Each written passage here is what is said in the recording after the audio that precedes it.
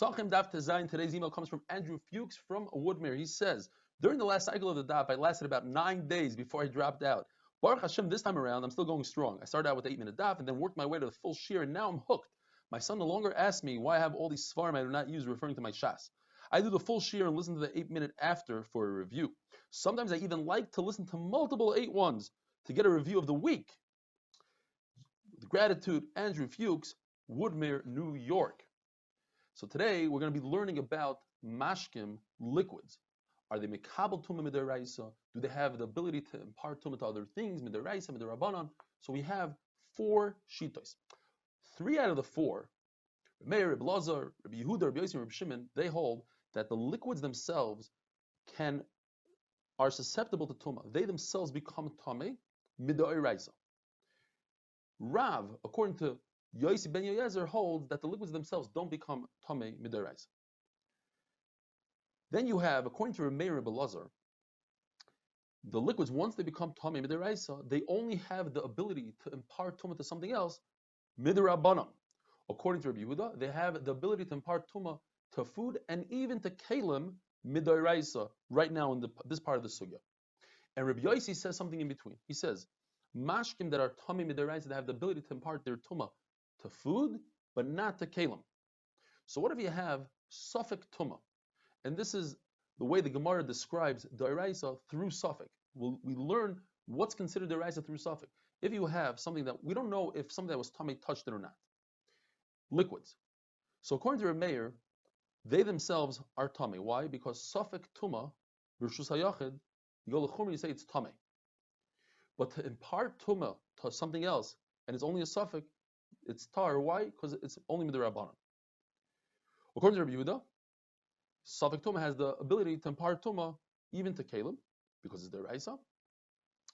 And according to Rabbi Yossi and Rabbi Shimon, only to food and not to kalim, because kalim are derabanan. Rabbi Lazar brought a raya from Yossi ben Yoyezer, Ishtreda, who says that liquids, and there's a machlokes later on in the Gemara, do we say base midbachaya?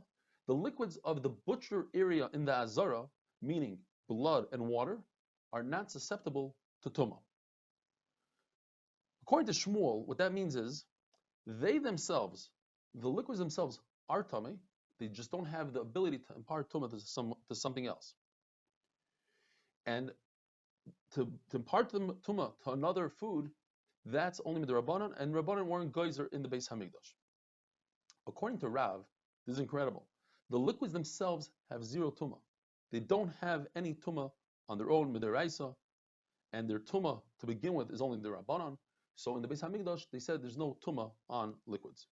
According to Rav, we have to explain that Rebbe Lazar only holds like Reb Meir in one thing only, that when you have a suffik liquid, if it's tameh or not, it's tahar, to be metam is something else.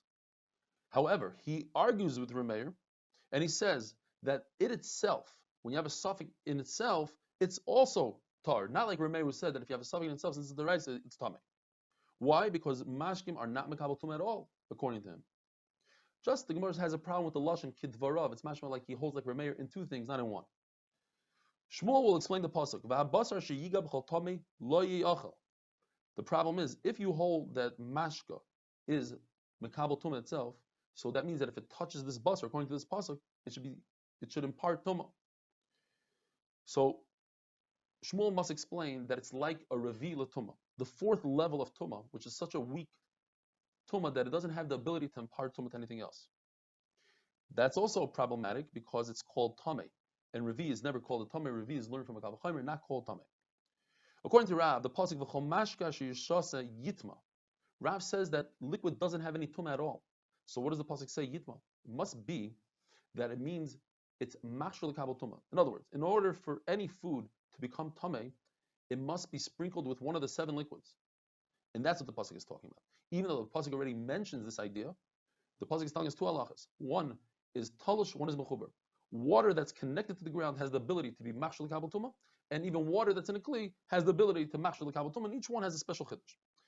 Secondly, the pasuk that says ach mayin v'bar, ach means only a mikvah, ubar mikvah mayim yatar, it seems like only water that's a mikveh that's attached to the ground is tar, but other water is tameh. What is Rav going to do? Rav says all water is tar. Rav's going to have to explain that means when a person goes into the water, he becomes tar. It's not referring to the water itself. But talosh, let's say if it's not mechuber to the karka, of course it's mikabel tumah. It's not mikabel tumah. The blood in the butcher area doesn't have, even though it's one of the 7 liquids, it doesn't have the ability to be machshir food, likabel tumah. So if you sprinkle that blood, not why? Because it says ala aretz tishpachenu kamayim. It has to be like water that you spill on the floor. The blood in the Beis Hamikdash is not something you spill. You catch it with a kli, so it doesn't go on the floor. Although damatamtis, it's the first and last bloods, you do spill on the floor. Since it's not in shamet luiba, the animal doesn't die if it loses that blood. It's not considered real blood. And even when it comes to chulin, just regular blood outside of the Beis Hamikdash is not machshel likabel tumah the damatamtis. It says in the Brayso that if a person had blood that became tamei and he threw it on the mizbech, he did zrika b'shagig kurtza b'meza. But the question is, how does blood become tamei? So you're gonna have to say it only becomes tamei midrabanan, and not like Yosef ben Yezer. The Brayso that says the tzitz that the Kohen Gadol wears on his forehead, it says kodesh l'Hashem, it has the ability to give a kapara to blood that became tamei. Chaylev, shagig, mezid, yachid, tzibur. Again, we're going to have to say it's only midrabanan. When we say that the tzitz has the ability to be miratza, it's not talking about if a kohen did an avera by thinking in his mind that he's going to eat this carbon outside of its allotted time or allotted place called pigul, allotted time, noisar in this Gemara. It's not talking about that because each one has a pasuk le'yiratza, le'yichashav. So what is it talking about? If it became tummy, what became tummy? Not blood, because that would be a problem in our sugya. If the kmitza, when you take a mincha, you go like this with your hand, you scoop up some of the flour, and that became tamei, the tzitz gives a kapar. In other words, you could still put it on the mizbeach.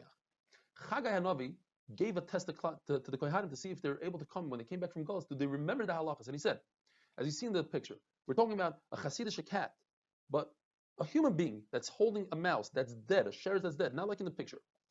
And that sheretz, he's holding it with a sleeve, touches a bread. The sheretz is avatuma, touches bread, the bread becomes a rishon. Bread touches nazid, like a stew, that becomes a sheni. Stew touches wine, the wine becomes a shlishi. The wine touches oil, becomes a revi. He asked them, what's the halacha? And they said tar. We're going to have tomorrow. Did they make a mistake? Did they not make a mistake? Have a wonderful day.